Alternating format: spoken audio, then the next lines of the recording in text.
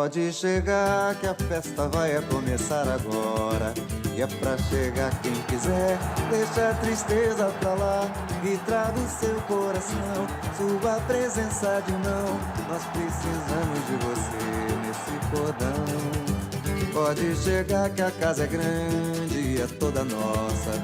Vamos limpar o salão para um desfile melhor.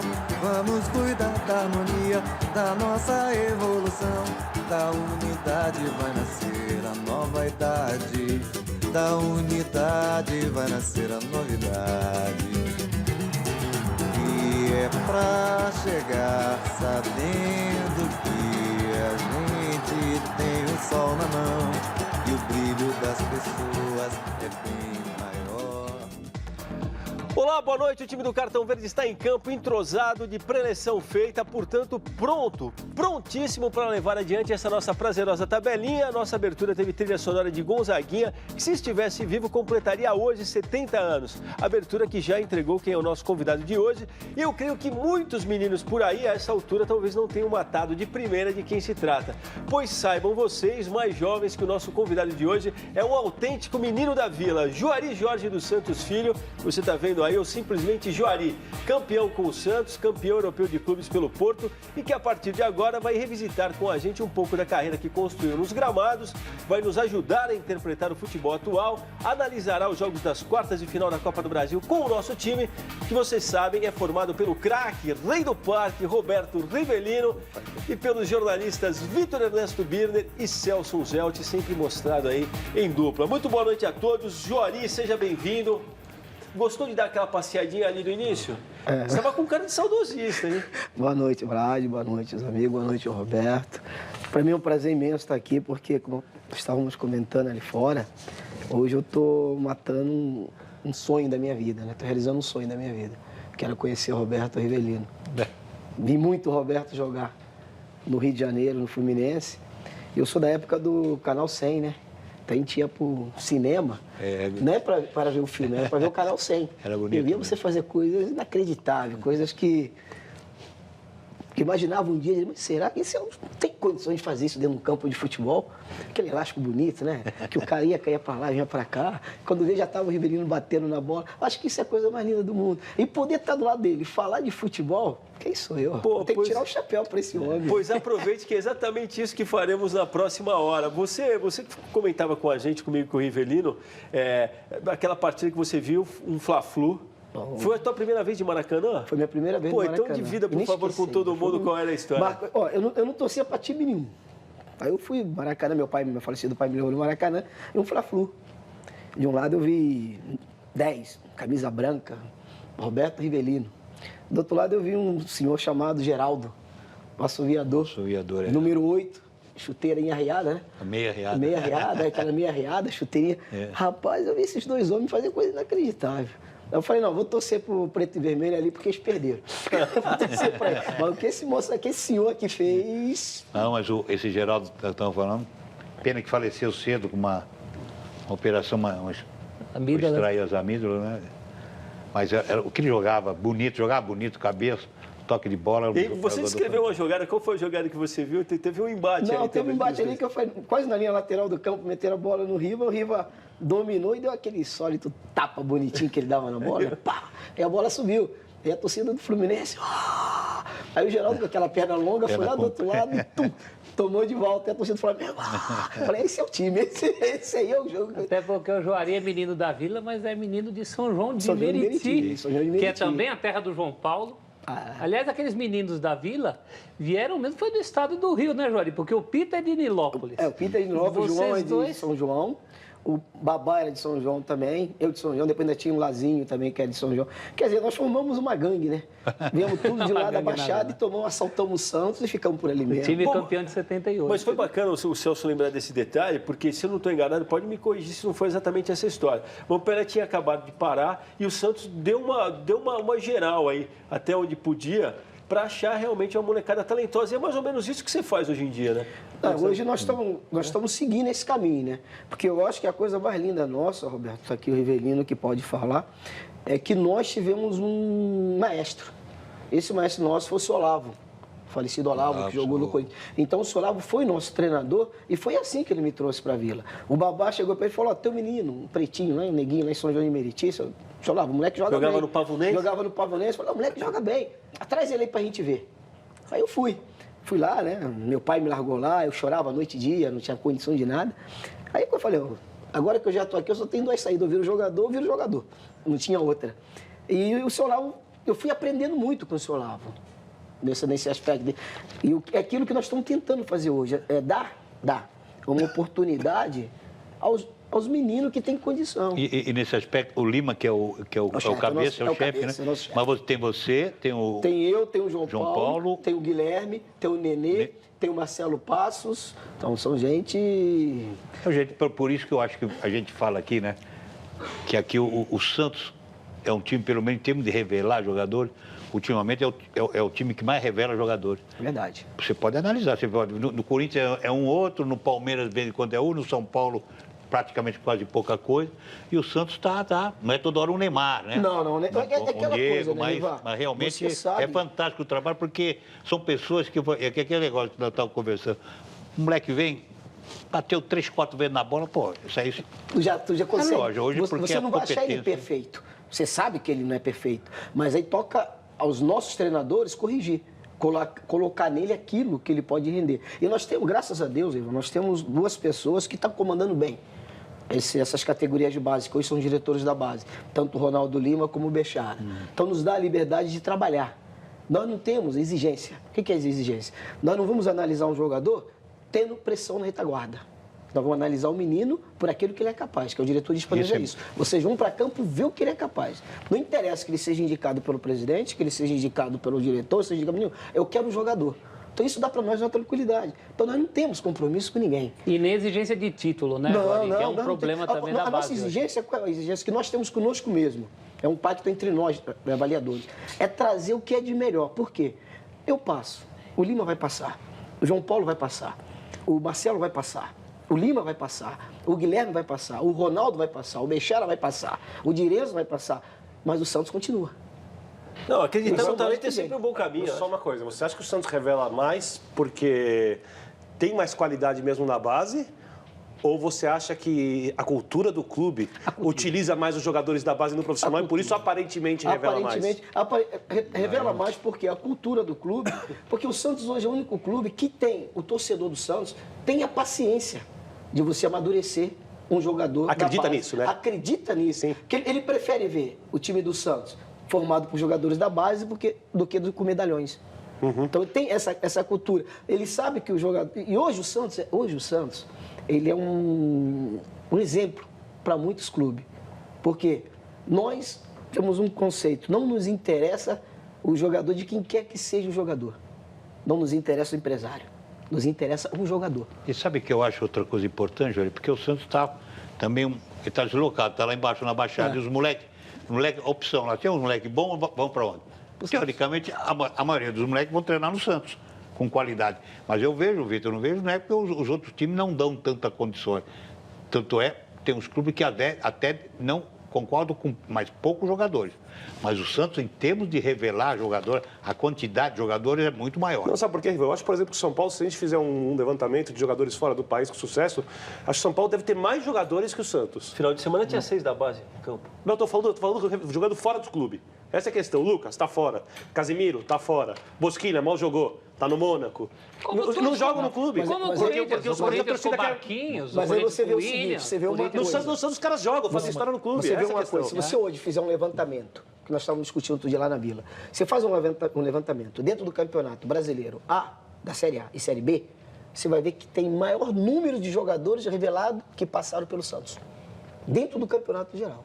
Em outros clubes? Dos outros clubes, dentro do campeonato geral. Nicão no Atlético Paranaense. Montão. Quer dizer, o Santos, é que tu falou, às vezes, nós damos a oportunidade, o clube dá a oportunidade ao jogador que os outros não dão. Não arrisca. Muitos clubes acham que é mais fácil vender o jogador jovem do que apostar Acho que São Paulo tem esse viés comercial. Do que apostar no jogador jovem para botar dentro do seu Juari, mais do que isso, dá chance para levas de jogadores inteiros que já jogam juntos. É a tua geração com vários nomes que eu já citei, é Diego e Robinho, é Neymar e Ganso, então, quer dizer, e André e outros, quer dizer, nunca tem um sozinho. Eles dizem que o Rai não cai 2 vezes no mesmo lugar. Eu não sei porquê, mas lá embaixo cai 3, 4, 5 vezes, vai cair. Nem hoje já tem, Giovani e Gabriel vão fazer sucesso, não tem como. E tem uma safra boa que vem aí. Tá. Tem uma safra boa que vem aí, de qualidade. Tem de essa qualidade. safra aí, Fala 2 nomes pra gente se apostar. Não, vamos deixar agora. Vamos deixar as coisas se guardam. Não, até porque o Juari me entregava que nesse trabalho dele, ele tem andado muito. Da última vez viu cerca de 2 mil garotos e conseguiu desses 2 mil separar 2. Um em 2003 e um em 2004. Um deles já perdeu para o Atlético Mineiro, então ele tá veiaco. Bom, verdade, perdeu para o Atlético Mineiro. Então é 1 em 1000 mesmo, né? Vou botar vocês aqui não tem jeito. na onda do nosso sorteio de hoje. Vocês vão ver quem tem uma camisa da seleção de Barbados, deixada aqui pelo Marcos Falopa, trabalhou no Santos, está de volta ao Brasil depois de rodar várias partes do mundo aí. Está querendo ficar em terras brasileiras, deixou essa camisa de presente para a gente, está no sorteio. Temos também o exemplar do livro 1958, A Primeira Estrela, do Aldísio Tabosi e do Marcelo Rosenthal, livro publicado pela Maquinária Editora. E a nossa enquete pede um voto com intuição e alguma secação também, por que não? Queremos saber o seguinte, você acredita que o Brasileirão ainda sofrerá alguma reviravolta ou o título será mesmo decidido entre Corinthians e Atlético Mineiro? Lembrando que restam 11 rodadas para o final do campeonato. Votem, façam seus comentários a respeito, participem do Cartão Verde com a gente. Toco para você, Rivelino. Eu não bato o martelo, não. Eu acho que pode acontecer. Os dois aí tá... Então vou reforçar. A pergunta é se você acredita. Eu acredito que pode acontecer. Eu acredito. Sinceramente, eu acredito. Eu vejo ainda não uma certeza, não, que os dois possam disputar. Eu também acredito. Pode acontecer. Eu também acredito. E você, Joaí? Não, eu concordo com o Riva, principalmente no aspecto, se formos falar em termos de Corinthians, né? O Corinthians tem um problema sério, Riva. Se perder 2, 3 jogadores essenciais, a equipe vai cair de produção. É o que muita gente fala aqui, um problema Antônio sério. Lopes. Corinthians irá oscilar, diz ele aqui. Não, porque até agora é o mais regular. É o mais regular. Porque eu digo, todo esse campeonato vai se o Corinthians continuar com essa regularidade, fatalmente vai ser, isso aí sem dúvida alguma. Você vê, são os dois, é ele e o Atlético. Mas os outros times, tem time que ganha, você acha que o Flamengo, no momento, de repente, tomou 2 sapecadas. O Santos deve... Já perde o jogo que você não espera. Então o Corinthians, pelo menos, está se mantendo. Os dois estão mais regulares. Mas não bate o martelo. Pode ser que exista qualquer surpresa. Diz aqui o Gustavo Abdala, espero que mude tudo só para ter mais emoção. Também que acho o lado surpreendente de futebol o mais legal de todos. E você, Vitor Ernesto? Eu vou contra os 3. Contra os 3? Isso aí que está acostumado. Porque, assim, calculando do ponto de vista matemático, do primeiro para o quarto colocado... Tudo que o futebol precisa é um matemático. Nessa hora precisa, porque são 13 pontos de diferença com 33 de disputa. Então, a queda tem que ser muito grande para o quarto colocado. O Grêmio é o time que vai se concentrar mais na Copa do Brasil. Isso está muito claro, até porque poupou alguns jogadores, ou, segundo dizem, diz que, que havia jogadores machucados que não atuaram contra o Palmeiras, que poderiam ter atuado. Ele e o São Paulo também, né? São Paulo vai priorizar a Copa do Brasil também. Não. Só que o São Paulo não tem regularidade nem para pensar em chegar aí na parte de cima. E o Santos também, né? E o Santos também. Ou seja, os times estão abaixo, todos vão querer um título e vão brigar pela Copa do Brasil. A não ser o Flamengo, que para mim que tem 16 pontos a menos, faltando 33 em disputa. Ou seja, está fora da chance pelo título. A briga para mim é Corinthians e Atlético. Vai ser uma exceção muito grande se sair disso. Não dá para... Cada um com a sua opinião. Para cravar, né? Não, futebol surpreende, mas assim... Mas tem um discurso nesse momento que está mais ou menos decidido. Você sente? Ou estou errado? Olha, eu cravo 99,9%. Vixe, Maria, por que você não toma um pouco mais de coragem de falar logo? Porque o futebol é o futebol. Vai saber. Esse 1% é que tu pode... tu pode cair aí nesse 1%. Celso Zelt, entre os dois. Celso Zelt, Manuel Gouveia disse o seguinte, não vai mudar nada por falta de time. É isso. Tirou daqui. Eu ia falar, quem seria o terceiro? O Grêmio? Não acredito que seja o Grêmio.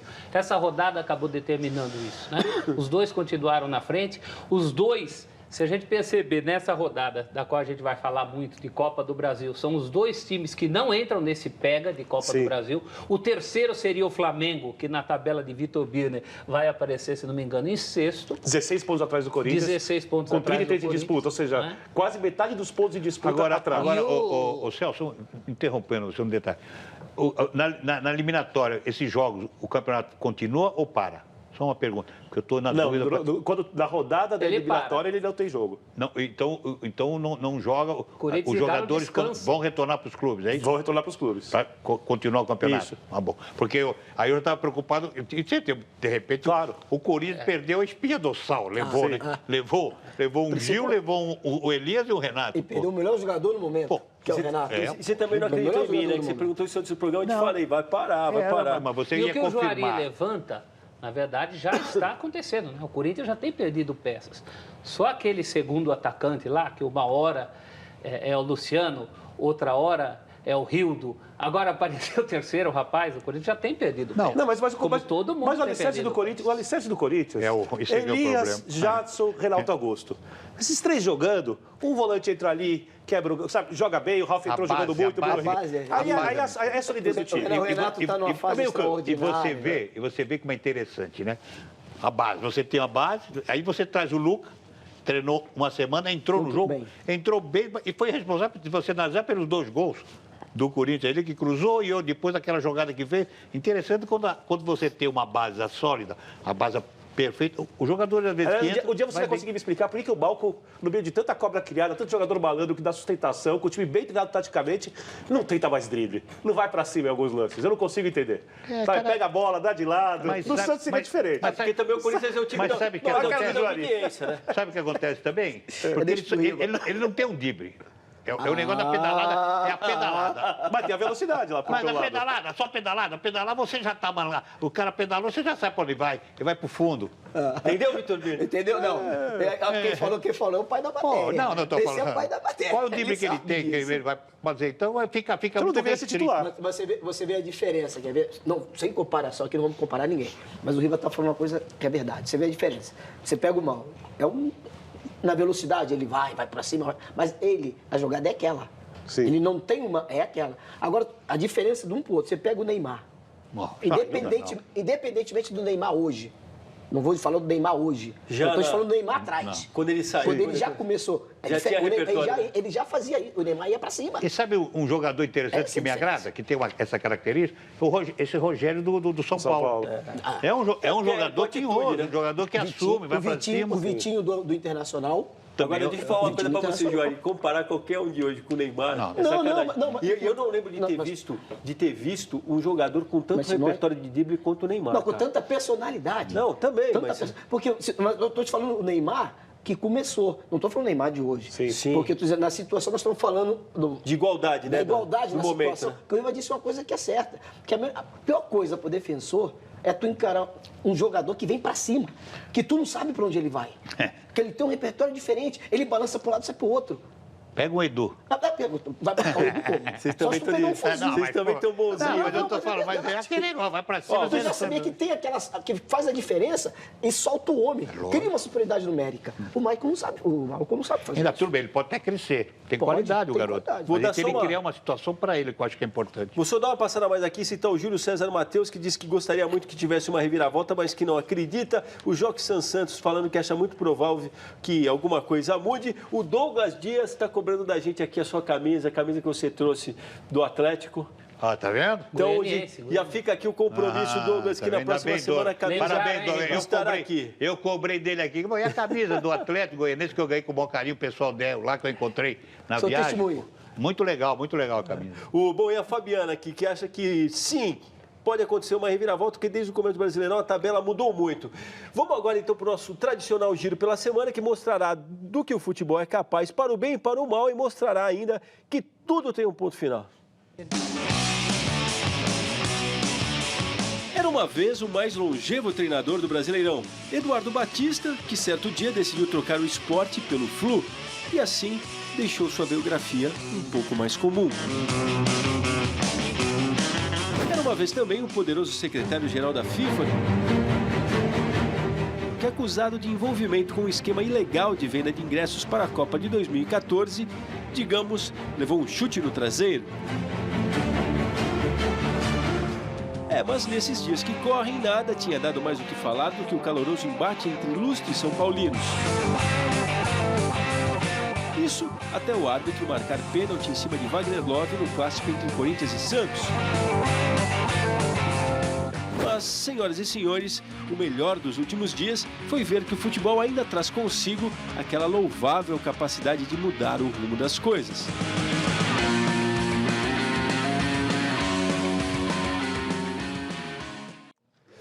Bom, para quem não acompanha a história, o menino que a gente mostrou ali, o menino sírio, né, o Zaid Abdul, pois foi primeiro visto naquela cena com a cinegrafista húngara que passava uma rasteira nele sendo carregado pelo pai. O pai, treinador de futebol, foi treinador de um time de primeira divisão da Síria, campeão em 90 e 91, acabou convidado para trabalhar no Getafe, se não estou enganado. A mulher danada de perna, hein? Bacana esse lado do futebol. Legal, a gente falava legal. do Valk aqui, né?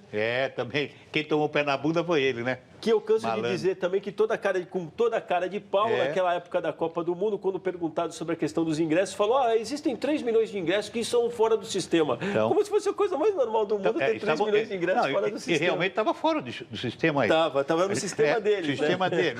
Deixa ele. Pior era quando a gente criticava, tem que ler, às vezes no blog, em algum lugar, falava, mas o Brasil quis a Copa, então tem que se submeter. Tá aí. Bom, em tempos atrás, ainda que ninguém tenha ficado, eu não sei exatamente como redundou depois o processo, mas na época da Copa, quando as pessoas começaram a ser presas, que teve aquele Raymond Whelan, que era o cara da Metz, aí começou a se falar que a polícia brasileira ia dar um exemplo para o mundo. Na verdade, o cara foi mandado embora no primeiro julgamento, todo mundo envolvido estava lá, menos o cara que tinha sido libertado. Então vai entender. Mas deu exemplo para o mundo. Ô, Jori, e essa coisa do Eduardo Batista? Teve aqui com a gente tempos atrás, a gente enalteceu tanto essa coisa do esporte tê-lo mantido no cargo. Aí, de repente, o cara toma essa atitude, abre mão do esporte. E, aliás, o Falcão, Paulo Roberto Falcão, é o novo técnico do esporte, né? Quase 3 anos foi. Eu também acho muito bacana. É o cara que eu sempre Tomara que dê certo, Falcão. Tomara. Mas pelo que você conhece do mundo do futebol, como é que você avalia essa... Olha, eu pessoalmente não faria essa troca. Eu restaria lá no Sporting, porque não era o momento. Tem momento para dar um passo maior. E o Fluminense, no momento, não é uma equipe que te garanta um emprego. Ele trocou o certo pelo duvidoso. Mas eu acho que ele sentiu...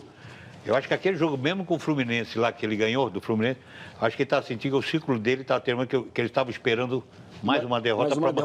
Eu acredito. Ele abriu, e ele teve um espaço. Ele disse claramente que achava que estava sentindo que o tempo dele estava acabando. Eu acho que colocar o cargo. Ele sentiu. Aí acontece o seguinte, aparece o Fluminense. É uma oportunidade também para ele arriscar. Para ele arriscar. Mas acho que o Juari falou tudo, o tombo é maior, hein? Não, tombo é maior. Se segurar ali... Não, acontece o seguinte, concordo com você. Se acho que são 3 pontos que separam... 3 pontos para a zona de rebaixamento. São 3 pontos. E se perder 3, 4, a tendência realmente... Agora, eu acho que não vou esperar 3, 4, não. Agora, não, assim também é demais. No lugar dele tinha do jeito que está, a situação... Mas já a trocou batata 4. dele no esporte já estava assando, ele tinha colocado o cargo à disposição, só não saiu porque a diretoria não aceitou dessa vez. O esporte ganhou um jogo em 11...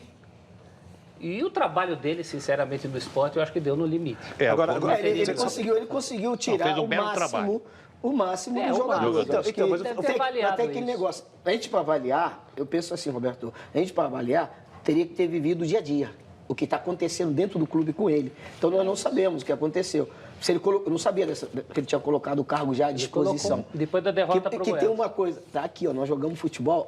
Quer dizer, eu não joguei futebol, esse senhor aqui do meu lado jogou. E jogou muito. Jogou muito. De manhã e até nós de noite. Sabemos como é que é o ambiente do futebol. Tu tá fazendo um bom trabalho, tem sempre alguém cornetando por trás querendo te derrubar. Independentemente do trabalho que você está fazendo.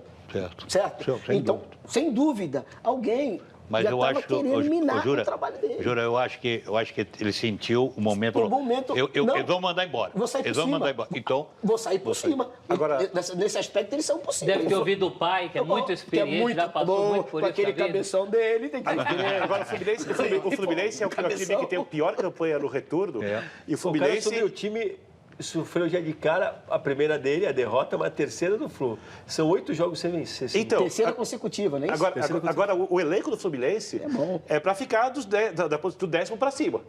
Se olha o time ali, apesar de Ronaldinho, todos os problemas ali dentro, que eu acho que a questão ali, você olha o jogo do Fluminense, tem um que corre, outro que não corre, um joga para si, o outro não joga para outro. Os dois conhecem futebol, não tem, sabe? Tá na cara. Agora ele tem que administrar muito mais isso do que qualquer questão tática. Ninguém melhor do que esse senhor aqui para te responder. É hora de alguém chegar e atacar alguém no muro. Vamos atacar alguém aqui no muro. Se tá desse jeito, Porque vai todo mundo no mesmo barco.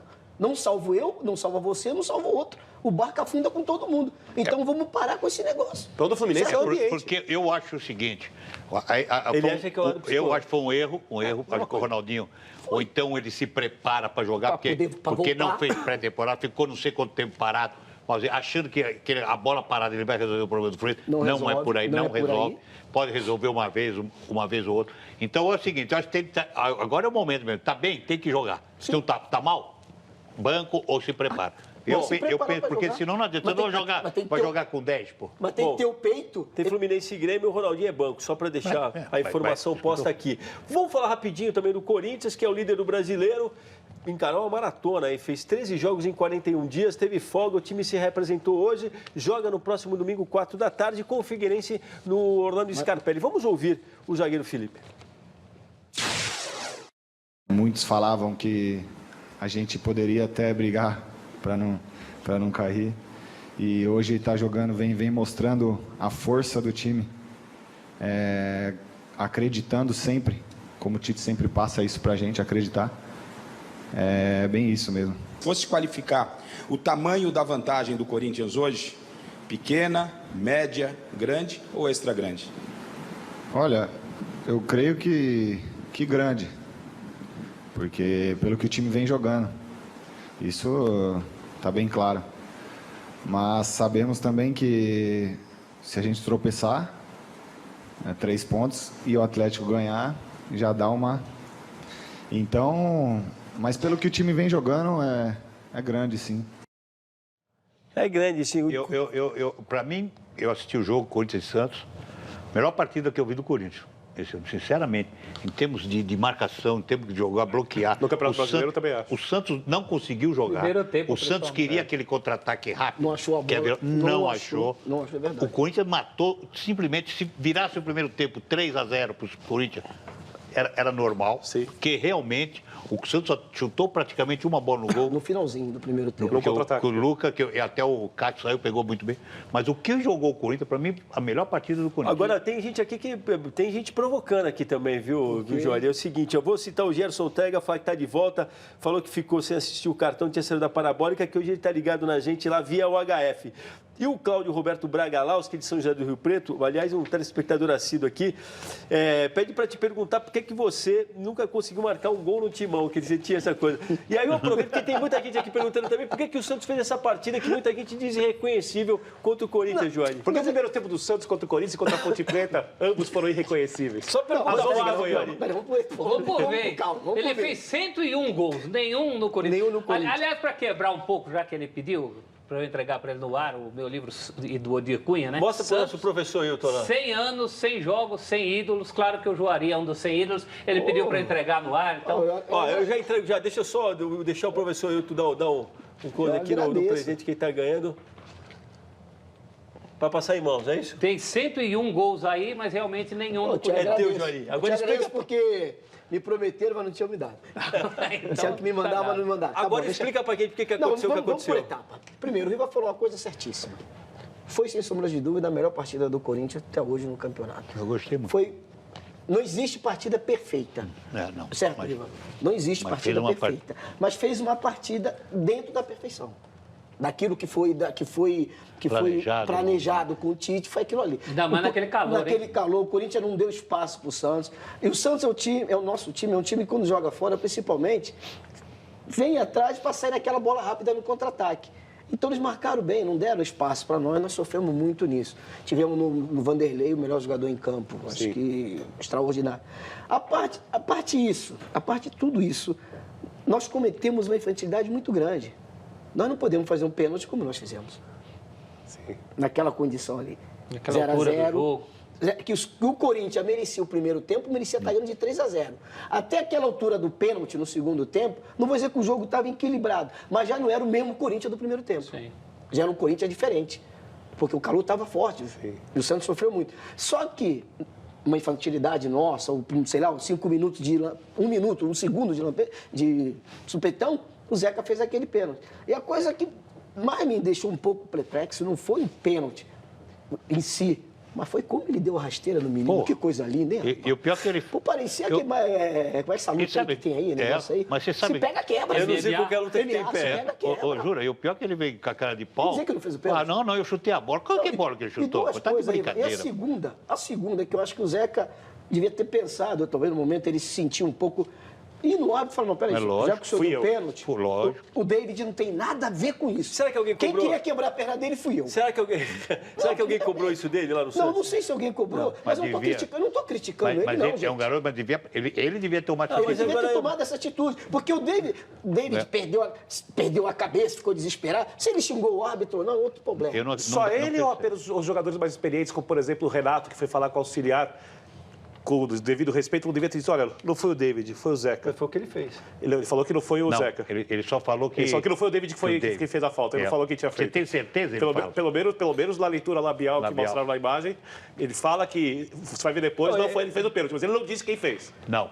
E alguém fez. Não, o juiz fez na cabeça. Pênalti foi, houve o toque de mão. Não vamos se atacar também o toque de mão, por quê? A bola bate aqui, bate ali, bate aqui. Sabe que, ó... Não é nítido, não é nítido. Mas nós temos que ser claro, não é nítido. Mas aquilo não é falta, isso é normal. Houve o toque, mas não é nítido. Agora, o pênalti é numa situação em que ele já estava desequilibrado.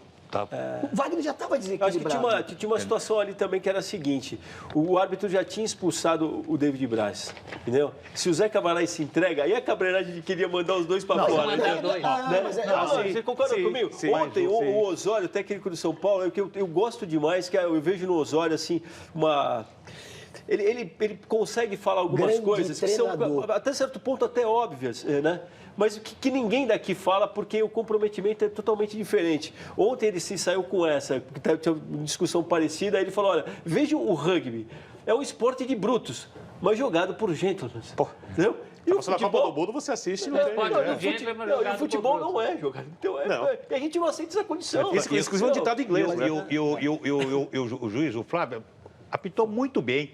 Só houve esse problema do bandeiro, o erro. Do Ricardo Oliveira, a cotovelada, aquela bola. Não, mas aquela... Quando fala da proteger, não tinha o que proteger. Não, mas então, se não vamos falar do Ricardo, vamos falar da entrada do... Não, vamos falar do volante. Do Ralf.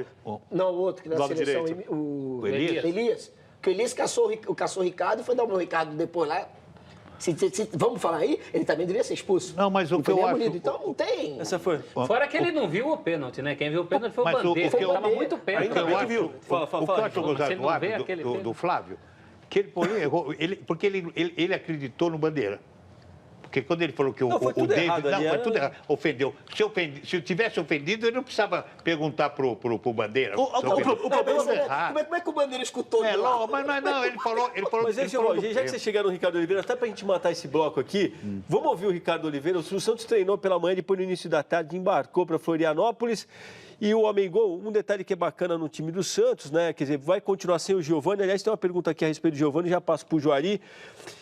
Tem a questão do Lucas Lima, está pendurado com 2 cartões, mas vamos ouvir aí o Ricardo Oliveira, o homem gol do time santista, que hoje fez o meio-campo com a imprensa. Nós priorizamos o próximo jogo, e o próximo jogo é a Copa do Brasil. E pode ter certeza que nós não vamos abrir mão do campeonato. Eu acho que nós temos 2 grandes possibilidades de Libertadores. Via Copa do Brasil, que é um caminho mais curto, difícil também, e via Campeonato Brasileiro, porque nós também estamos na briga aí para chegar entre os 4 primeiros colocados da competição. Então, está em aberto. Nós não jogamos a toalha de uma competição, falamos, será que nós não vamos se preocupar tanto, vamos priorizar essa daqui de forma alguma. Nós estamos focados em ambas, mas é claro que agora o nosso maior objetivo é a Copa do Brasil, porque é o próximo jogo que nós vamos ter. Você concorda com ele, Johnny? Concordo plenamente. Para jogar toalha não, é para dosar, né? Não, porque é difícil abraçar as duas, hein? Tá certo. Isso, o que o Ricardo falou, que sirva de exemplo também para o Corinthians. Vamos viver um jogo por volta. Vai vivendo até chegar à final.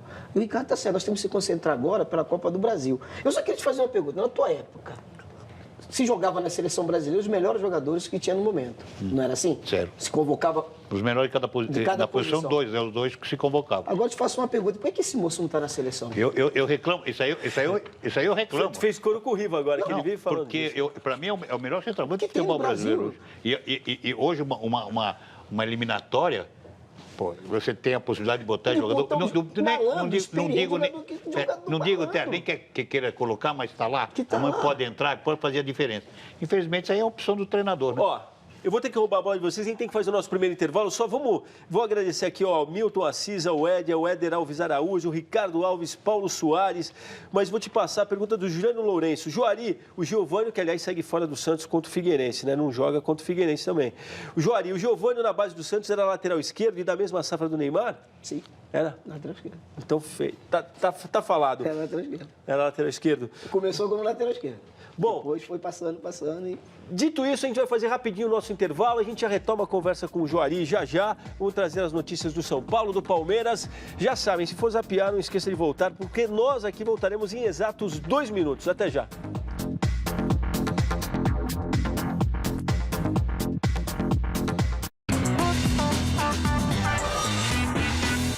Estamos de volta com o Cartão Verde aqui no Twitter, o João Ataí Corneto. O Corinthians vai ser campeão sem ataque. Eu nasci em 79 e o Juari já era campeão antes de eu nascer. Parabéns, Steve. Aliás, tem os filhos da geração Juari aqui. Valdir Filho, Juari, esse foi culpado por eu ter ficado eternamente santista. Adilson Delaim, o Carlos FS, pequeno no tamanho, com grande futebol. Juari, atacante que hoje tem poucos igual a você, né? E o Roberto de Espanha Grande confessa que é corintiano, mas assistiu o jogo do Santos contra o Juventus da Moca só para ver Newton Batata e o grande Juari. Então, eu vou só fechar aqui fazendo uma piadinha infame até... Vai acabar começar no Padre e acabar no Gabriel Jesus aqui, né? Porque o Padre Attenberg escreve o seguinte: gostaria de... Tá lembrando aqui, Juari, o que achou do Neymar te homenageando no Paulista de 2011 dançando em volta da bandeirinha? Eu lembro que A primeira coisa foi as lágrimas que vieram aos olhos, porque ser homenageado pelo Neymar, que no momento era um dos maiores jogadores do Brasil, talvez o maior, e recordar uma coisa que nós fizemos quase 30 anos atrás, eu acho que não tinha inesquecível. O Ricardo Alves brinca aqui e diz assim: o Juari é a mistura do Vladimir com o Serginho Chulapa. Ele tá falando aqui. Pelo menos em termos de estar conservado. E para chegar só no Jesus, como eu prometi, o Helder Alves Araújo diz: vocês estão comentando sobre dribladores. E o Gabriel Jesus? Por enquanto... Faz milagres. Mas ele faz uma jogada, mas até agora não mostrou que é o grande driblador, não. Tem jogado. Mas acho que mostra mais vocação pro drible e mais repertório do que o Malcom que estava falando, por exemplo. Ele tem mais. Tem um pouco mais ainda. Mas tem que crescer mais ainda. O dia que o Neymar homenageou... Eu acho que ele não é... Desculpa, não te interromper. Eu acho que ele não é toda essa Brastemp que estão querendo que ele seja. Como a maioria dos jogadores hoje, né, Jorge? Muito para aprender naquele time do Palmeiras. Mas os treinadores falam isso. Ia falar isso. Ele está na mão de um treinador certo. Na minha opinião, que um dos maiores treinadores do Brasil no momento é o Marcelo. O dia que o Neymar homenageou o Juari, aquela volta na bandeirinha tinha uma razão de ser, porque ele estava completando 101 gols. 101 gols, que é a tua marca. Não, mas eu tenho mais. Mas se for analisar bem, eu não quero entrar nessa história. Mas se eu for analisar bem, eu sou um dos maiores artilheiros depois da era Pelé, porque eu tenho menos tempo de clube. Média de gols por jogo. Média de jogo. E ficou faltando. 5 anos você tem 300. 5 anos você fez 300, 290 e pouco. Até o Fernando Dutti, que é nosso editor, quando estava com ele na ilha agora, preparando o programa, ele estava... Bom, Guilherme Saluz, Juari brilhou no meu Santos e no meu Futebol Clube do Porto. Pois agora a gente vai voltar. A gente, como sempre, quando alguém passa aqui, eu canso de falar isso, e se mistura com a história do futebol, a gente vai lá no nosso arquivo. Pois agora vocês verão, trazido lá do nosso arquivo, um momento dos mais gloriosos vividos pelo Juari. E no dia 27 de maio de 87, a gente vai ver aí qual foi esse momento. Juari, pode descrever o lance com a gente. Se jogava muito. Mádia. Isso é de Olha o detalhe, sem cair no chão, hein? Não, mas... Simplesmente o gol que valeu a Copa dos Campeões da Europa em cima do Bayern de Munique. Só isso, né? Esse jogo aí foi um jogo especial, porque o Arthur Jorge, que é o nosso treinador, eu estava mais ou menos quase uns 20 dias machucado. Ele fez me recuperar com infiltrações, com tudo no tornozelo. E eu estava no banco. Aí começou, Riva. Faltava 20 minutos para terminar o primeiro tempo. Ele olhou para mim e falou assim: Gajo, aquece. Eu falei, meu professor, aquece? Eu falei, mas tá bom. Mas sabe que negócio? Eu falei, vai aquecer, não vai me botar mesmo. Eu tô ali aquecendo, né? Aí eu comecei a aquecer rápido, né? E eu olhava pra ele, nada. Aí eu olhava pra ele, nada. Eu falei, tá de boa, aquecer nada. Aí fiquei paradinho lá. Falou, aquece o segundo tempo, tem que virar o jogo. Eu falei, tá bom. Detalhe, foi uma vitória de virada. E quem prestou atenção na nossa abertura, a gente mostra o primeiro gol. Na verdade, o Madjer te retribuiu. Os mais bonitos. Jogava muito, hein, Madjer? Jogava muito, né? Eu não tive o prazer de jogar do lado do Roberto. Muito. Mas tive o prazer de jogar do lado desses grandes jogadores. E a coisa mais bonita nisso tudo é que esse gol, muita gente fala que, mas tu pegou de primeira. Não, o gol foi questão de... Foi um raciocínio milímetro, porque eu ia de cabeça.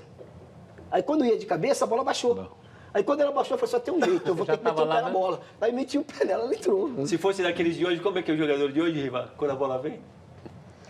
É o lançamento do Davi Luiz que ele chama. Ele pega no pé do Davi Luiz. Ele vai olhar para a bola, vai pensar, até ele pensar, até dominar. Ele nunca tem o plano B. Que nem você teve o plano B. Porque, claro, antigamente a gente tinha, de jogava o campo, a gente sabia o buraco. Mas como é que é a cara? Mostra aí agora que a câmera, como é que é a cara do cara esperando a bola? Fala, pô, aí vai levantar a cabeça. Pô, demora 3 dias para pensar. Não, vou deixar, eu vi que vocês estavam falando de São Paulo aqui. Vamos falar do São Paulo, que está sob a sombra, eu diria, de 2 resultados ruins no Brasileirão, mas vai encarar o Vasco pela Copa do Brasil praticamente com força máxima. Luxo, diga-se a verdade, que o técnico do Tricolor Paulista não tem tido muito direito não, hein? As lembranças recentes, como dissemos, não são das melhores, mas com Michel Bastos, Luiz Fabiano, Rogério Ceni e Ganso, todos à disposição do técnico Juan Carlos Osório, o time tricolor tem tudo para ser outro diante do Vasco. Ou melhor dizendo, tem tudo para voltar a ser aquele que os são paulinos gostam de ver. O professor Osório, ele tem um sistema que sempre está trocando jogadores, sempre alterando os jogadores. Então, é o modo dele, é um modo mais europeu. Então, ele quer que a gente tenta se encaixar nesse modo e a gente está procurando sempre dar o máximo com o time que for entrar em campo, os 11. Então, eu imagino que a gente está tentando o máximo, a gente não entra dentro de campo para querer perder, que nem os torcedores às vezes acham que a gente entra no campo de corpo mole, e pelo contrário, a gente quer sempre estar ganhando. Acho que nenhum dos nossos jogadores quer entrar dentro de campo para sair com a derrota. Pois é, na América do Sul é quem? Você que é tão... Falo isso desde muito antes do São Paulo contratar. Para mim, os 2 grandes técnicos são o São Paulo e o Osório. Aqui da América, que trabalham na América do Sul. Porque eu gosto de ver jogar. O cara que quer futebol no chão, aproximação, muita gente marcando na frente, time jogando compactado. Assim, não convivo, não conheço, vocês conhecem melhor do que eu, que vocês estão em São Paulo. Eu acho também ele um grandíssimo treinador. Mas eu gostaria de saber uma coisa. O Riva também pode esclarecer para mim. A mentalidade, veja bem, que ele quer implantar no São Paulo, que nem disse o Breno, é a mentalidade europeia, como se usa na Europa, certo? Que faz o rodízio completo, joga um, joga o outro, depois outro jogo já vem outro, já vem outro. Mas será que nós, o jogador brasileiro, ele tem capacidade para assimilar essa 7-1 para a Alemanha. Nós não temos. 7-1. Então, Riva, eu sou do parecer que é o seguinte, mas eu tenho 7-1 titular, eu tenho que jogar o máximo possível com esses 11 titulares. Eu penso o seguinte, ele pode até fazer esse mudar, desde que ele tenha uma base sólida. Uma base sólida. Fez uma base, tem um perfil, esse é meu time. Esse é o meu time. Aí ele pode mexer. Pode encaixar porque hoje quem é qual o time titular do São Paulo? Eu não está procurando. Até hoje, eu acho que se ele quiser, ele tem um time titular ali. Talvez ele tenha na cabeça, mas até hoje, dentro do campo, ele não colocou. Mas ele perdeu muita peça, né? Teve contusão, perdeu peça aqui, só de volante de zagueiro, 8 jogadores. Agora, o que eu acho... também acho. Ele foi enganado pela diretoria. O que eu acho certo, os reforços, né? Para mim só tem um ali de reforço, que é o Michel Bastos. Bom, vocês estavam falando antes aqui, vocês não colocariam o Michel Bastos para jogar na lateral, é isso? Vocês não colocariam o Michel Bastos? Eu não colocaria. Até ontem era o melhor jogador. É aí que eu acho que ele pega. Ele já tem problemas suficientes, além daqueles que ele cria. Se eu fosse me posicionar, eu me colocaria como um osorista. Agora, eu não entendo, que estava discutido aqui com o Vitor Bider, o Vitor falou, elenco é curto. Aí o seu elenco é curto, você não põe o que tem de melhor contra o Avaí para tentar ganhar do Palmeiras. Você prioriza a Copa do Brasil em relação a G4. Vale um título. Mas peraí. G4 pode virar G3 se o brasileiro ganhar a Sul-Americana. Ele não está em oitavo, ele não era o Flamengo, ele não era o Palmeiras. Mas se ele ganha do Palmeiras, o dono da vaga. Mas se ele ganha do Palmeiras, ele volta pro G4. Exatamente. Não, ninguém mas, viu. Mas se ganhar do Palmeiras, mas já não ganhou do Avaí. Não, então, mas não ganhou do Avaí. Porque não botou o que tinha de melhor. Mas tudo bem. Futebol é risco. Não é tudo bem.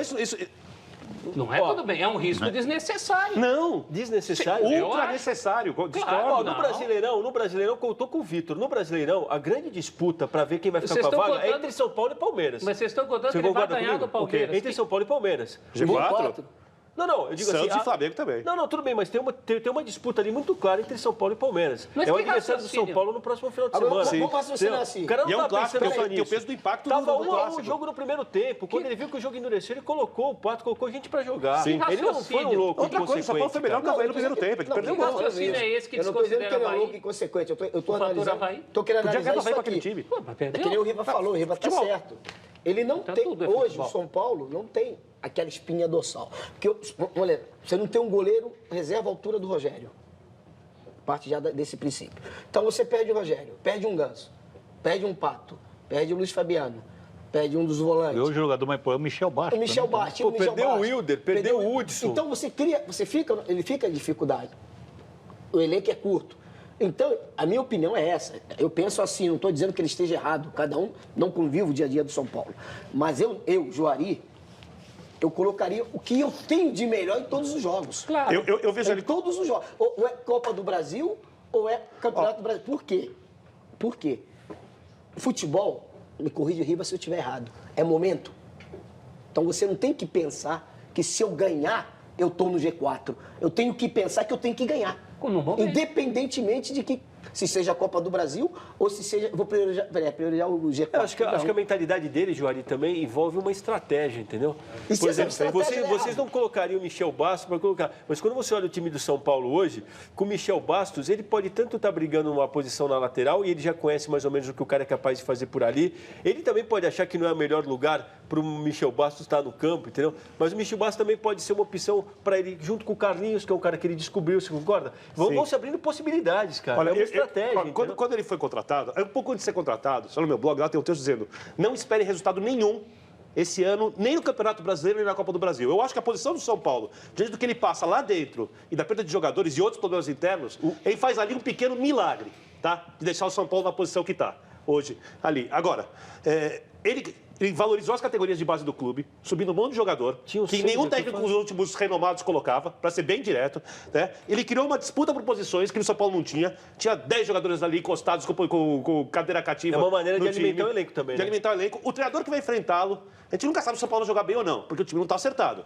Mas se pega um dia bom, o treinador não sabe como o São Paulo vai jogar. Ele foi capaz, taticamente, de dar um nó no Roger, que deu nó em todo mundo no Olímpico. Né? Em 4 meses de clube, tendo que se adaptar aos jogadores novos, ao elenco com perda de jogadores, aos problemas internos, ao idioma. E aí, quando o São Paulo tem um problema, olham para o Osório. Eu sou presidente do São Paulo, eu faço um contrato com ele de 3 ou 5 anos. Você manda em todo o futebol. Dos jogadores de 12 anos aos jogadores mais... Vou criar uma filosofia de futebol. Mas ele já fez uma coisa linda, hein? Vou criar um estímulo. Uma coisa linda, pelo menos foi o que eu fiquei sabendo. Que ele já está trazendo, pelo menos, se não esbarra, o sub-20 do São Paulo para começar a conviver. Sim. A conviver com o profissional. Os caras estavam lá em Cotia. Estavam lá em Cotia isolado. Então ele está trazendo, ele está criando, que nem o Santos. O Santos treina o sub-20 aqui e ali treina o profissional. Treina o sub-17 aqui. É muito fácil você pegar o Dorival, encostado no alambrado, com a comissão técnica dele completa, observando o treino no jogo do sub-17. Então, ele vai te dar uma possibilidade maior. Lógico. E ele não. O Osório, mas tá lá em Cotia. Então você tem que sair daqui para ir lá em Cotia. Traz para cá. Então, isso é uma coisa linda que ele fez em Isso acontece porque o pessoal no departamento de futebol profissional, principalmente os que estão lá há muito tempo, não querem que o profissional vá treinar em Cotia. E eu vou te falar por quê. Alguns têm preguiça de dirigir até lá. Por causa da distância, tá? O lance de São Paulo é esse. Porque você olha o CT de Cotia, aquilo é um lugar que você quer viver e morrer naquele lugar. Você conhece ali? É sensacional ou estou exagerando? Só pra gente fechar, quero ouvir de vocês, que como o Rivelino brinca, ela que jogou bola. Depois de tudo que foi dito aqui, o São Paulo tem algum favoritismo amanhã? Só pra gente... Eu acho que é favorito. Para mim, mesmo o momento do Vasco... Nossa, tá bem, hein? Tá presente, mas eu não vejo mais o São Paulo já São Paulo imprevisível, já de uma certa forma, ele descansou. Ele mesmo falou que está priorizando a Copa. Então, só pode mostrar um Vasco futebol. também vai Eu não sou contra os olhos, perguntar, eu até torço para dar sorte, dá certo. Mas a única coisa que eu cobro, eu acho que ele devia ter pelo menos, eu falo, uma base forte. A base aí ele pode. E ele pode ter isso, mas ele com as mudanças ele não está tendo. Mas eu acho São Paulo favorito amanhã. É interessante que ninguém saiba o time que é o titular dele, né? Bom, Palmeiras desembarcou.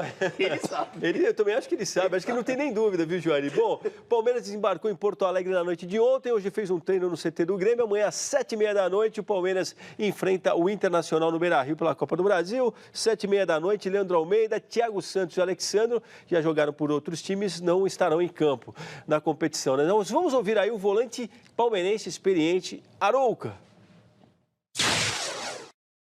Todos nós sabemos que são, sem dúvida, um jogo de 180 minutos, mas, ao mesmo tempo, nos primeiros 90 minutos, pode encaminhar uma classificação, né, para o jogo de volta.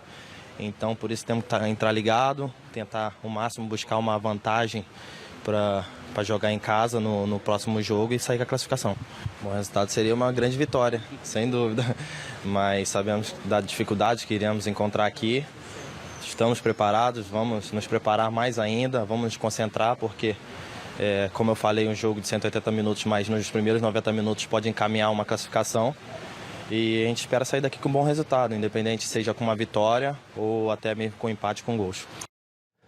Bom, semana passada eu brinquei com o Vitor com o Inter com 3 volantes, foi o que aconteceu e vai ser o que o mas contra o Corinthians, o Inter teve uma postura muito diferente de marcar saída de bola, foi intenso, não ficou atrás esperando, foi outro Internacional. Eu não vi o jogo do final de semana no empate, para saber se repetiu ou não, mas antes do jogo contra o Corinthians era o Inter que jogava com medo, jogava esperando. Aí o Inter foi pro jogo contra o Corinthians e ali...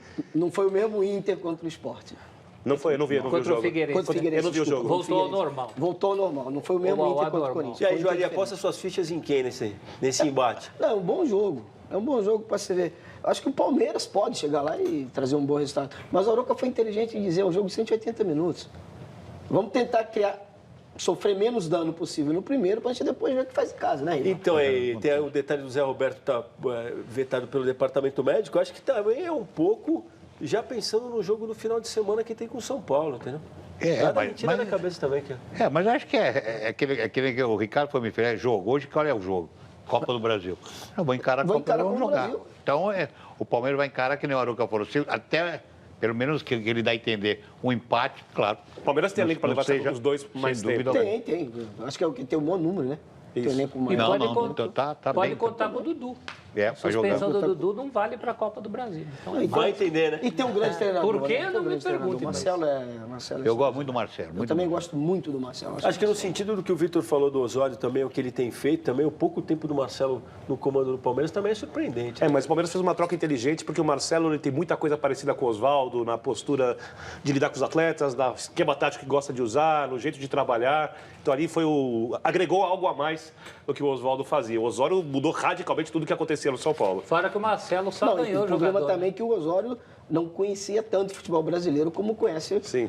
Mas conhece a distância. É outra coisa, é lógico. Viver é uma coisa. Lógico. A distância é completamente diferente. O Augusto Claro pergunta aqui, Ricardo Oliveira tem lugar na seleção, o Joari já chancelou, Rivelino também não é de hoje, agradeço Henrique Laudiano, César Marcelli, João Ataíde. E sabe que tem outro, tem lugar aqui garantido, é o Serginho Grossman. Estive no programa do Serginho. Muito bem, o Serginho já foi cuidado. Ele falou que vem aqui com a gente. Me deu um drible da última vez, mas ele falou. Me deu um drible da última vez. Não. Ele falou, eu vou. Estou te esperando. Eu até falei, vou falar no ar, hein, Serginho. Pode falar que eu estarei com vocês lá, que é um corintiano fanático. Fala, garoto. Fala, garoto. Gente muito boa. Vou até mandar um cartão verde, volta já. Então. Volta mesmo, é verdade. Vamos nessa.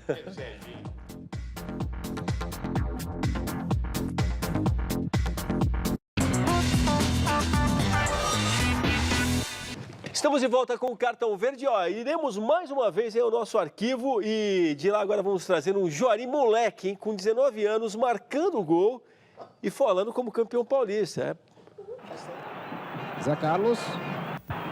Juari levou. Olha a chance. Juari é o gol do Santos do Morumbi. Depois da jogada de Zé Carlos. Juari com grande categoria iguala ao placar do Morumbi. Juari, camisa 9. Nem tem palavras para dizer a emoção que eu sinto por ser o meu primeiro campeonato e conquistado dessa forma, né, que você viu, brigando dentro do campo, lutando pela posse da bola. Eu acho que a equipe do Santos, pela campanha, mereceu o título. Santos! Santos! Gol! Mereceu, mas aquela prorrogação, os caras tocando a bola pra trás, não foram pro jogo, né? Tomaram 2x0, né? Eu acho que naquela altura... Recuando a bola pro goleiro. Jogo pra quê, né, Eu tinha que jogar com regulamento. Vamos com esse cansar pra quê? O time de vocês tinha que correr. De vocês é ótimo.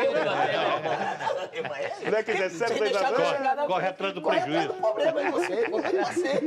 Ele mereceu ouvir isso, eu devo falar, ele mereceu ouvir. Só para o pessoal que também não tem ciência de tudo, tem um hiato ali, né? A gente viu o Juari marcando o primeiro gol do Santos. O São Paulo estava com 1x0. Você começou ali a reação, o jogo acabou 2x1 para o Santos. Gol do Pita. Segundo 0x0. Não, o segundo foi 1x1. Aliás, Zé Sérgio empatou os 42 do segundo tempo. E depois 2x0 para o São Paulo, mas aí já era tarde. Mas aí nem já era morta. Pra quem não sabe, o Santos tinha vantagem da igualdade. O Santos ganhou o primeiro jogo, o segundo foi empate, o terceiro jogo o São Paulo ganhou. E depois do terceiro jogo teve a prorrogação. Naquele tempo você podia recuar a bola pro goleiro, o goleiro podia segurar e tal. O Santos fez uma baita cena, cozinhou o São Paulo no Morumbi.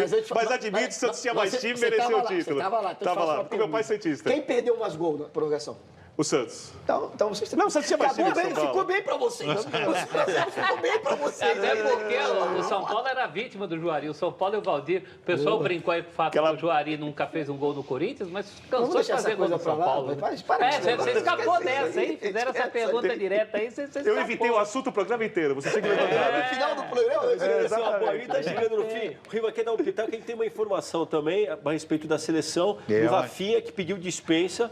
Porque pensando em... Aí que tá, não dão valor nunca. Não dão valor nunca para jogar a seleção da Alemanha. Não dão valor. Ele teve a opção de... Na Alemanha, o pessoal dá valor, joga lá. E vai pensar 2 vezes. É valorizado. É a mesma coisa que o Diego Costa. Nunca serviu, aí deu desespero, quis, ele falou, não, eu prefiro a Espanha. E tá certo o Rafinha, tá parabéns o Rafinha. Eu concordo. Se sou eu, também faria a mesma coisa. Nos dias de hoje, né? Na sua época, você nem pensava no negócio. Não, isso é diferente. Estou falando do tempo... A seleção tinha outra reputação para o país, né? O Vlad escutou. Nós estávamos conversando, eu falei para ele uma coisa. Gente, nós fomos campeões do mundo em 70, jogando com 5-10. Rivelino, Jairzinho... O Tostão não era mais válido. Pelé, Tostão não era... Gerson e Tostão. Valia por um, né? 5-10. E hoje pra achar um tá difícil, meu Deus do céu. Deixa eu falar, quero agradecer aqui o Danilo Sandfeld, ao Silva, 1776 e tantas outras pessoas aqui. Tem uma pergunta, Juari, você ficou sabendo do que o Lewandowski fez hoje? Não, não vi não. Veja depois. Então a gente vai ilustrar o nosso papo aqui com o homem fez 5 gols em 10 minutos. Com detalhe 9 minutos e pouco. Que ele entrou no segundo tempo, tá aí, ó. Tava 1x0, Lewandowski. Tava 1x0. O Bahia tava perdendo em casa. O Wolf fez o gol pelo lado direito, no único contra-ataque, o único chute que deu no primeiro tempo. Aí começou o segundo tempo e aconteceu isso aí. Pô, e era dele. Ele, quando jogava no Borussia, tava lendo, cara, ele fez 4 gols também na semifinal da Copa dos Campeões. Em cima do Real Madrid. O jogo da virada, né? Pô. Mas aquele zagueirão ali é o coisa, não? Não. Dante? Não. Não, né? Não. Olha esse gol. Golaço, hein? Olha esse gol. Golaço. Bom, e aí tem gente aqui no Twitter te perguntando o seguinte. Fale um centroavante atual parecido com o seu futebol, Juari. Hoje não tem. Bom, para achar um centroavante que seja, já tá difícil. Ainda mais com o meu tamanho. Mas você sabe a característica do Juari, o jeito dele? Que foi antigo, eu acho que... Fala que ele quer ouvir também. O Denner. O falecido. O Denner, a característica, a velocidade. É isso, o tamanho, a habilidade. Bom... Agora é o seguinte, desculpa, tá certo o Juari, quando ele fala o Dante tá jogando contra o Bayern, era o Dante mesmo no outro time. O zagueiro era o Dante, No Wolfsburg. Mudou, eu não sabia, porque eu falei, era o Dante mesmo. Era o Dante. Dante ou não? Tá resolvido, por isso que ele fez 5. Você gosta do Davi Luiz? Uma teta dessa que ele trouxe. Não dá tempo, não dá tempo. Só que eu prefiro do Riva. Tenho que falar aqui, ó, nossos ganhadores de hoje. A camisa de Barbados, agora trazida aqui pelo nosso Falopa, é do Daniel Goulart e o livro do Carlos Zitelli. Celso, e aí? Tem reviravolta ou não tem reviravolta? Fechou equilibrado, viu, Vladimir? 52%, 52% o que eu acho legal, das tem pessoas. muita gente é uma secação só também. Pois é, 52% secando, mas também não apontaram aqui qual é o terceiro time, mas tudo bem. 52% acham que sim e 48% acham que não, que já está resolvido entre Galo e Corinthians. Juari, chegamos no final, passa rápido. Rapaz, volte outras vezes. Obrigado pelo astral, pela companhia. Diz uma coisa, ó, estou contente, estou feliz. Volto a repetir. Obrigado por ter me dado o prazer de ter te conhecido. Prazer foi todo meu. Pessoalmente. Obrigado. Só tenho uma tristeza, não tive o prazer de jogar do teu lado. E nem contra, né? Nem contra, porque tava saindo. Imagina esse moço com esse Vamos refazer a seleção de base. Meu Deus do céu. Valeu, Joari, mais uma vez. Bom, nosso encerramento de hoje terá um pouco do astral que essa nossa imensa torcida empresta ao Brasileirão, que é a grande vedete do futebol praticado por estas terras, momento que será abrilhantado por uma das grandes vozes da nossa música, interpretando a Aquarela do Brasil, de Ari Barroso. Simples e nobre assim é a voz de Gal Costa, que no próximo sábado, a gente falou do setentão no início, o Gonzaguinha, se estivesse vivo, faria 70, pois a Gal, no próximo sábado, fará 70 anos. Voz que, aliás, tempos atrás eu tive o prazer de ouvir, segue em plena forma. Muito obrigado pela companhia, até a próxima terça. Aquele abraço e juízo, torcida brasileira.